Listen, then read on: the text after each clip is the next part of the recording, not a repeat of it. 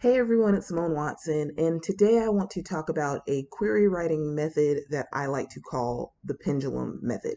This is not the only way to write a query letter, and when I talk about this, I'm talking about your query blurb, so the part where you describe the story. You also need a metadata paragraph, a you need like a bio, and the some people will talk about needing a hook, but I think that's optional. But I'm talking about specifically the part where you talk about your story. And if you want me to talk about the other parts of a query letter, I can do that in a later video.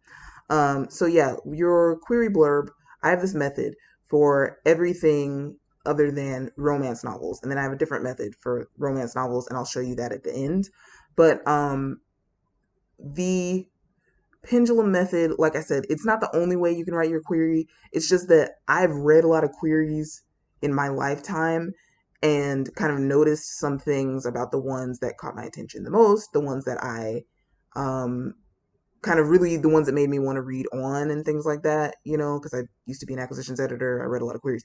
So, I just took the elements that to me seemed to work the best and kind of distilled them into this method. And so so it's something that just might work for you. And so I thought I would show you how to do it. Okay. So the idea with the pendulum method is that every time something in your story happens to your main character, also known as the protagonist, that is a pendulum swinging toward them. And every time they do something in response, that's the pendulum swinging away from them. And so the idea with the pendulum method is that you want to have about 4.5 swings. You want to end in the middle of the fifth swing. This is for a couple reasons. Number one, because you could correspond these things to plot beats in your story. Number two, because when you end in the middle of the fifth swing, you're going to be able to establish a goal and stakes. And three, you want to do this so that your query feels like it's moving. And this also could be a book blurb. Okay, like if you're making a book blurb for like the back cover or something, you might be able to use this method also. But you want to feel like it's moving. You don't want to feel like you're staying in one spot, is in the sense of like you're just describing stuff for a long time without anything actually happening. You want to kind of feel like the plot is moving. If your story is more character driven and the plot doesn't move as much, then my hope is that you can still use this method, but the movements will be a little bit smaller, if that makes sense. Like it'll be a change in maybe the character relationships or the character's feelings instead of the actual plot. So let's look at the pendulum method, which is on my screen, of course. So first you want to establish equilibrium. So that means when your pendulum is not swinging. And this is the setup of the story. One thing I really want to note to you about the equilibrium is it should usually, in my opinion, be 1 to 2 sentences. So I'm actually going to put that here. Maybe 3.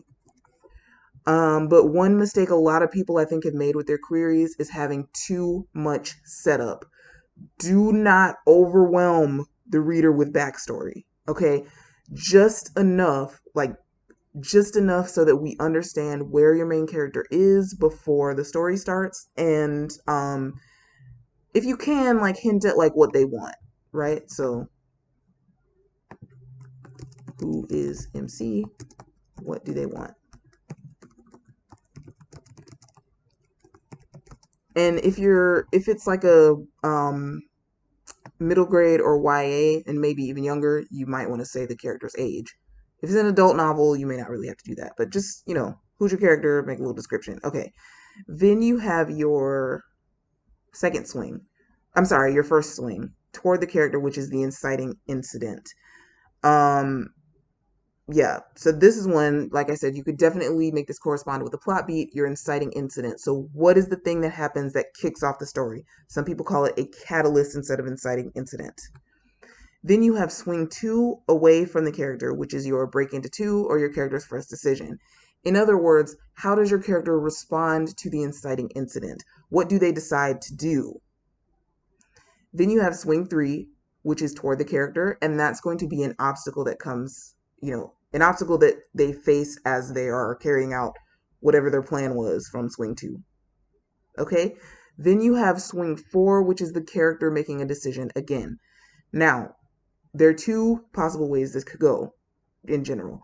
One is that your character tried doing one thing. It didn't work. This obstacle happened, this reversal happened, and now they're going to change their plan and do something different.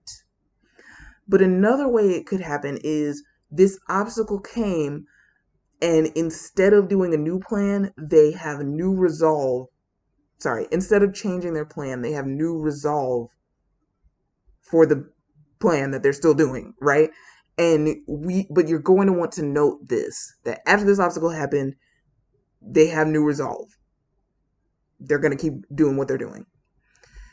Then you have your 5th swing, and like I said, we're going to end in the middle of this swing. So here, I think you would say that this reversal was kind of like a pinch point, that like what some people call a pinch point.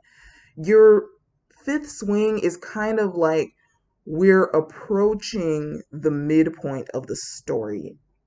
I think often we're going to be approaching the midpoint of the story. So what you're doing is you are hinting that more obstacles are coming, or that a new obstacle is coming. There's a new thing that your main character might have to face, but we don't know how they're going to respond to it. But you're just hinting that like something is coming toward them. Okay, there's a new obstacle coming. And so we need to know what the character must do, not what they will do. Okay, so we need to know what their goal is. And I'm not saying must do as something super specific. Like it could be a general, she must defeat so and so, the antagonist, or risk blah blah blah blah blah. But here you really want to establish stakes, and you really want your reader to kind of come away from it being like, oh no, I wonder what they're going to do in the face of this obstacle. Okay, so I have also written this in like a little bit of like a Mad Lib form, or I guess you could call it like a formula, right? So yeah, you can make all of these swings and then kind of put them into this format. I like to have, like here, have a hint at your character's rationale before swing 2. And then this, where it says things go well until, you could also say this is the like change in the status quo or something. Or like this is how things go after the first decision. So we would say like effects of first decision. Because it might not be things going well, but we just want to have a little hint at that, but it doesn't need a whole sentence. It might, but have this little hint of like what happens after the first decision, and then how the new swing changes things.